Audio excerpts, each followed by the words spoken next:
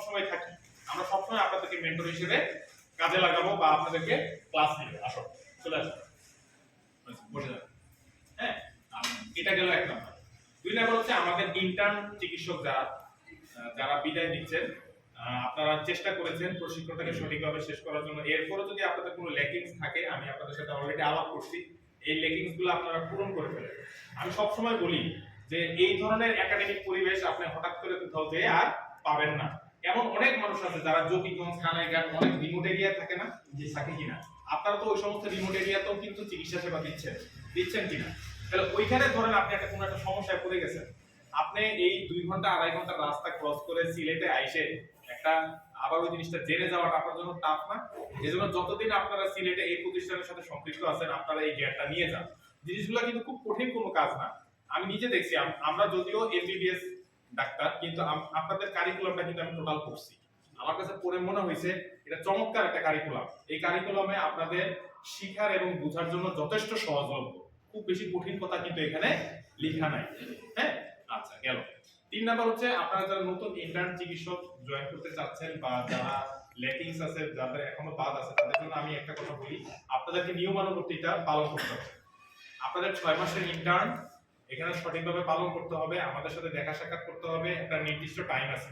Office time কিন্তু আমাদের 8:30 থেকে 2:30 পর্যন্ত। হ্যাঁ, এর মধ্যে একটা সময় আমাদের আউটডোরের টিকিটগুলো বন্ধ হয়ে যায়, ঠিক কিনা? তো আপনারা সবসময় চেষ্টা করবেন যে আমাকে অবশ্যই এখানে ইন টাইমে আসতে হবে। 6টা মাস কিন্তু খুব বেশি না। আমরা যারা ইন্টার্ন করছি ওসমানীতে, আমাদের 1 বছরের ইন্টার্নই ছিল।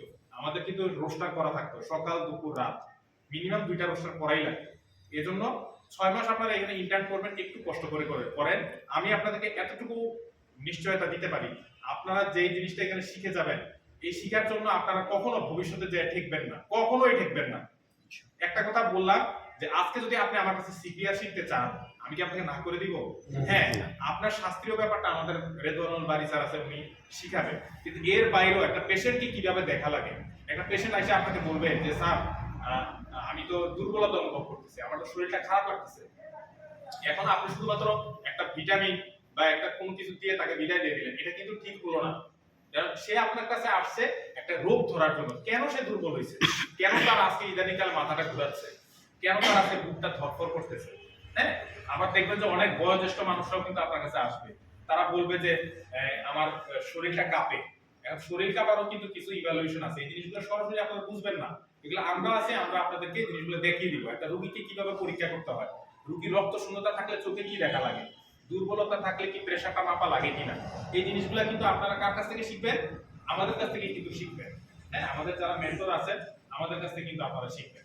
আর একটা কথা মনে রাখবেন, যারা ইন্টার্ন করবেন, যারা আমাদের এই যে আউটডোরের ম্যানেজমেন্টে যাবেন বা রোগী দেখবেন, তারা কখনোই কিন্তু সর্বোচ্চ চেষ্টা করবেন, সরকার কিন্তু আমাদেরকে এখানে ওষুধ সাপ্লাই দেয়।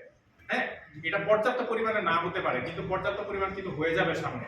বা আমাদের এখানের ওষুধের বাইরে আসলে তেমন কিছু লেখার সুযোগ থাকে না।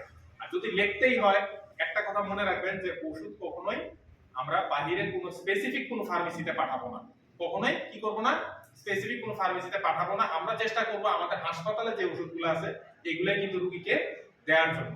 এগুলো কিন্তু এই এটিকেটগুলো কিন্তু আপনাদেরকে মেনটেন মানতে হবে। 1 নম্বর বলছে কি, নিয়মানুবর্তিতা, সঠিক সময়ে আসতে হবে, আমাদের সাথে দেখা করতে হবে, রোগীদেরকে সঠিকভাবে চিকিৎসা দেওয়ার ক্ষেত্রে জ্ঞান নেওয়ার জন্য আমাদের সাথে যোগাযোগ করতে হবে, আমরা যেভাবে বলি সেভাবে আপনাদেরকে কথা শুনতে হবে। আর একটা কথা মনে রাখবেন, আমি আমাদের মাননীয় অধ্যক্ষ ম্যাডামের সাথে আলাপ করছি, ম্যাডাম বলছেন, ম্যাডাম সরাসরি আমাকে পরামর্শ দিয়েছেন যে আমরা এখন থেকে প্রতি সপ্তাহে একটা মর্নিং সেশন করব, প্রতি সপ্তাহে আমাদের একটা লার্নিং সেশন থাকবে, অথবা এটা পরবর্তীতে আমরা আরো বাড়াতেও পারি। এমনও হতে পারে যে আমরা আপনাদেরকে আগে বলে দিব যে আমাদের একটা সেশন হবে সকালবেলা, আমরা সবাই আসবো, এই যে এইভাবে যেভাবে আপনারা বসছেন না, এভাবে বসবেন, আমরা যে কোনো একটা টপিক নিয়ে হ্যাঁ একটা কথা বলবো যে এই ধরনের রোগী আসলে আমরা কিভাবে ডিল করি। আমাদের শিক্ষিকা মহোদয় যারা আছেন তারা সবাই থাকবেন, আমরা থাকবো, আপনাদের সবার সাথে একটা ইন্টারাকশন হবে। এইভাবে কিন্তু সবার সাথে সবার দেখা হয় না।